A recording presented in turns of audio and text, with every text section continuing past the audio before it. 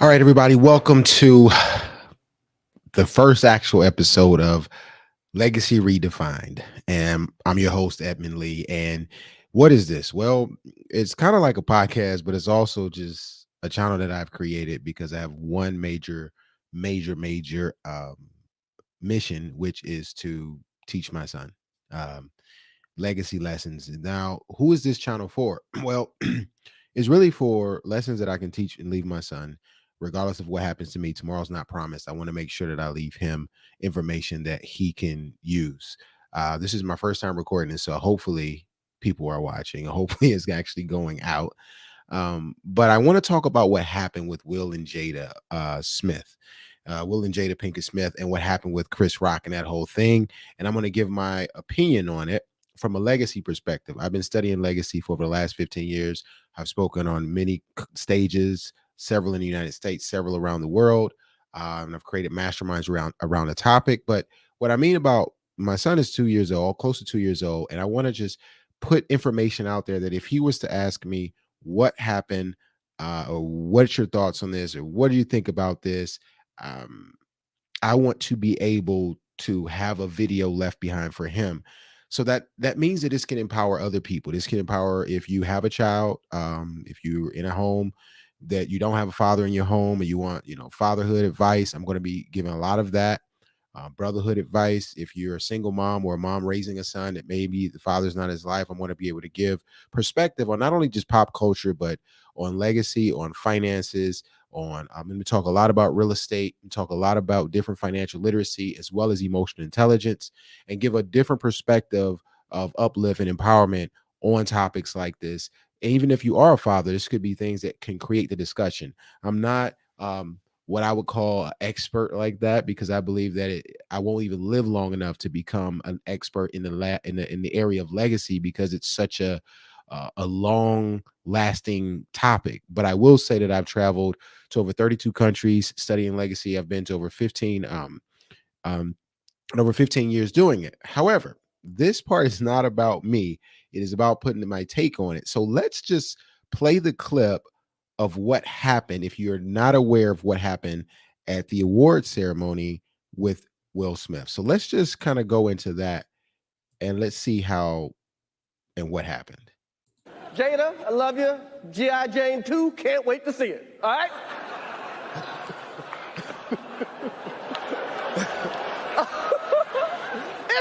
that was a nice one. Okay.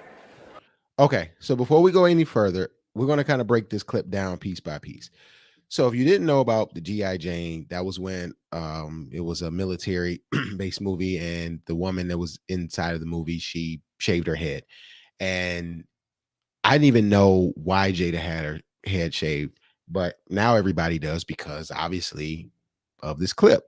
And let's just see what Will did. And I want to know, what would you do in this scenario, and what would you teach your children, and what would you tell them to do if they were Will? So we're going to talk about several things. So let's just go ahead and finish the clip, and I'm going to talk about the things that were muted as well. I'm out here. Uh-oh, Richard. Oh, wow. Wow. Wow. Will Smith.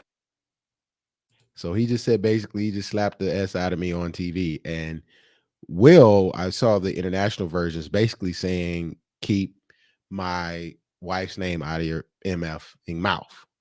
As you can see here, he said, and I said it, keep my wife's mouth. Yeah. You. Okay. And basically Chris said, okay, I won't ever say that again, or whatever he said. I won't. And he just kept it moving. All right. That was a greatest night in the history of television. Okay. I mean, I don't even know how you could come back from that, but he did. So let's get into it. Let's talk about that a little bit. First of all, there's 7 major bullets that I want to talk about in this. And I saw a lot of the comments, and the comments are like, man, he got what he deserved. So you got people that are saying he got reserved, they're agreeing with what Will did. And you got another group of people that's like, man, that's live TV. You're out here, losing your cool, etc. Well, first, let's start with this. So if my son was is watching this one day, if he's watching this, or if he was old enough to ask me the question, Dad, what's your take on this? Number one, before we get into it, I would want him to understand. So this is an emotional intelligence portion. So my wife's a therapist. I've been in countless therapy myself, but also just I endorse it. But I've been through experiential workshops, experiential learning. I'm an advocate for it. I used to sell psych drugs for Pfizer. So I'm really big on understanding humans and human behavior. So first, before we get into judgment of what he did, was it right or wrong? Let's get into why he did it, and then let's get into a little bit more. So first of all, I will ask my son, I will say, well, son, why do you think he did this? What made him, what triggered him, or quote unquote. Now, triggering does not give you an excuse to do what you want to do. So that's the first thing I'll tell my son. Triggering can be an excuse for a lot of people. You can be triggered, but you still can respond versus react. But sometimes it's harder than others, depending on the trigger, depending on the pain or the trauma that it triggered. So I will tell him, and I'll ask, usually we want to start with the parents. What was his relationship like with his mom and his dad? Well, if you know anything about Will, you know that his mother was, from what either he has said or from what has been told, is that she had been abused at times from his father, and that he didn't do anything to stop it. And he gets angry about that. He feels bad that he didn't stand up for her, that he didn't protect her. You already can see this similarities, right? You can always, oh, wow. Now, I haven't got to what I would do, haven't got to my opinion on it. I'm just explaining, or I would tell my son, let's get the data first. Let's understand this person a little bit more. Not that we're going to let them off the hook for it, but we do want to understand. So what I teach him is seek to understand before seeking to be understood. All right. So now that we understand that, what's the relationship with his dad? Well, wasn't the best relationship with his dad, which is one of the reasons why I think he leans in to Denzel and he listens to Denzel. Denzel has that father figure. Denzel's like everybody's dad. Like he's like the OG for everybody. So now we get to a point, and he just played a role of a father that subconsciously he might wish that he had. He just played this role and was there to be awarded for the role of a father that did everything for his child, when deep down inside he may be wondering, why didn't I have this father? Right? So were those tears afterwards, were those tears in his acceptance speech real? Possibly. He is an actor, possibly not, who knows? But now we just look at the context, right? Then we look at the context of, okay, so I would say, son, now that you have that context, what what else would you look at in this situation?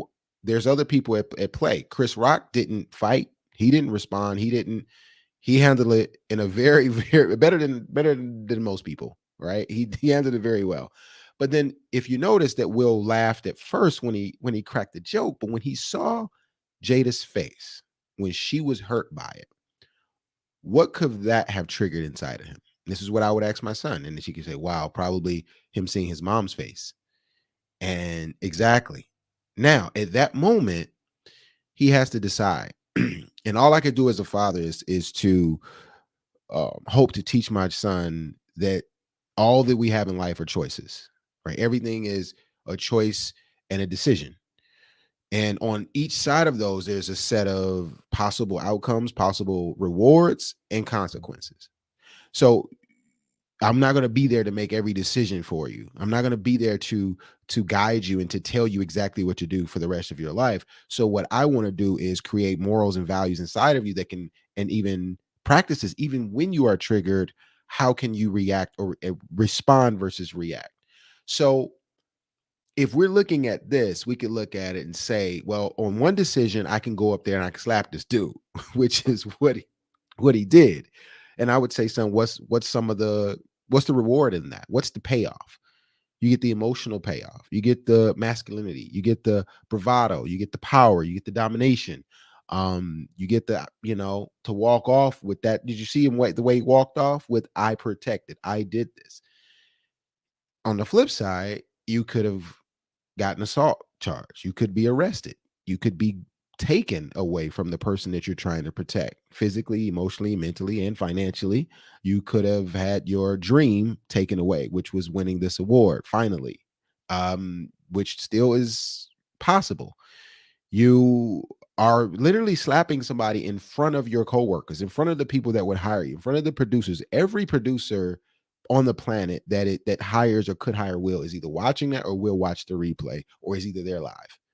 So you're creating a brand. If that's the brand you want to have, if you're okay with risking all of that, then you have to make that decision. I'm not here to judge. I'm here to guide my son and anyone else that wants to listen or want to have conversation. And I welcome all comments. I welcome people to give their thoughts, inputs, because perception is reality. The cool part about perception is that there's 7 billion of them at the same time in this planet. I think the last time I checked, there's 7 billion people on this planet. So one person's perception is their reality. And I respect all people's perceptions. And for the most part. And so unless it's, that's a whole other conversation. And I was just saying more so if it's injuring or hurting someone else, that's I don't really support that. So that's what I really want to look at. Then we want to look at it. Was it even real in the first place? Many people are saying, man, what do you all think? Do you think it was real? Do you think it was staged? Because again, I asked my son if it was real, regardless. Here's what the data is saying. The data is saying it's probably got the most commentary, I don't know, in a very long time based on this. This was the highlight, even though you had really great movies like Coda, you had Dune, you had a lot of things that deserved a lot of attention that is being thwarted by this act of behavior. And the facts are it's causing people to learn more about him, maybe the movie that he had, maybe the book that he has. Who knows? But I don't know if it was staged. I don't know if it was real or not. But the facts are that it's getting a lot of press, right?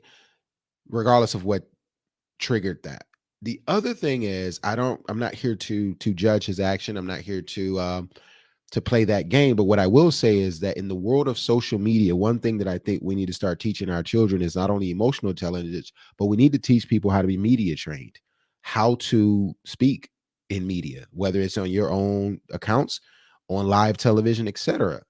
The consequences. So to get down to what what I have done, because that's what really, anybody in my family, my wife and I spoke about this, and she she laughed. She said, "You're not too far from." I said, I know, I can have a temper, and I'm very protective of my family, and I understand that, and I get him on being protective. Here's what protective means, in my opinion, though. You're protecting your family not only from verbal assault and physical assault, but also from you not being there, protecting them from a lot of the outside influences, um, exposure, risk, etc.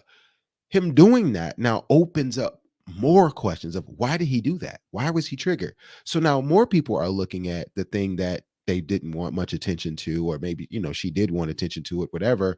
But people are now looking into that. They're looking into the affairs. They're looking into everything. So when you open yourself up, and I know they do a lot of sharing and being authentic and the red table talks, it opens up the world and people have the ability, whether you like it or not, to say what they want for the most part, but they can only comment on what they know. Now, if things leak and rumors start and tabloids, that is what it is. But when you're putting certain things out there, it gives people a chance to do exactly what it is you don't want them to do, or at least Will was saying in his acceptance speech that people think they can just take jabs at you. But you also can end up being imprisoned, and there's you're not in power anymore. So the thing he was looking to do, so this is what I would tell my son also, is when you hit someone, you're no longer in power.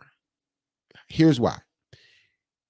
Chris is in power over everybody in the whole situation. It's just that I believe Will knew or thinks that Chris won't press charges, because it's all fun and games. It's all bravado. It's all, man, he slapped him, man, good for him, until Chris presses charges.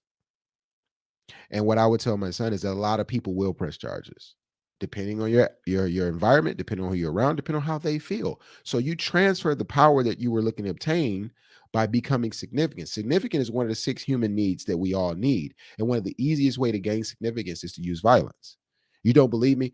Somebody you think is, oh man, that guy's not significant. Nobody cares. Let him pull a gun out somewhere, or let him um, do something that could, you know, uh, do something where it would cause him to now be in control of the situation. I don't agree with that, but that is what a lot of people do. So they will use those types of behaviors to create significance.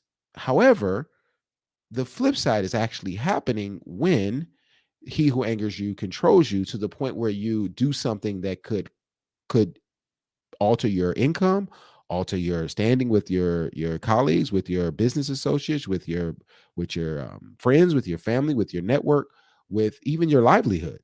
You could be arrested, and that could cause other things, and even the dreams that you've been working so hard to achieve. The other thing is protecting and providing is also about providing cohesion in a safe space. There is a level of letting people know what is and what is not acceptable. So setting boundaries is huge. So here's my full answer to what I would have done. Now, hopefully, never in this situation, but if I was and I saw my wife's face like that, I probably would have said something to Chris right then and there in a stern and very protective and setting boundary space. If it was something that I felt was hurting my wife, so that it was a message to him and whoever else that came up, and it would be something like, "Hey, look, Chris, bro, no, it's not cool. Not we not cool.